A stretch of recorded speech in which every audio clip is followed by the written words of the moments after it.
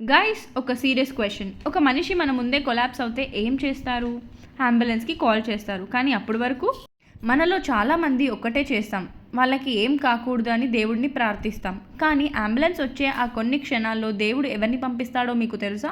CPR తెలిసిన ఒక మనిషిని. ఎందుకంటే ఆ ఫ్యూ మినిట్స్లో బేసిక్ సిపిఆర్ ఇవ్వడం తెలిస్తే డాక్టర్ రీచ్ అయ్యే వరకు ఒక హార్ట్ మళ్ళీ బీట్ అవ్వడానికి, ఒక ప్రాణం నిలబడే అవకాశం ఉంటుంది. మన పెద్దవాళ్ళు అంటారు కదా, సాయం చేసిన వాడినే దేవుడు అంటారని. ఆ రోజు దేవుడు పంపిన ఆ సాయం మీరు అవ్వచ్చు. అందుకే కుదిరితే సిపిఆర్ నేర్చుకోవడానికి ట్రై చేయండి.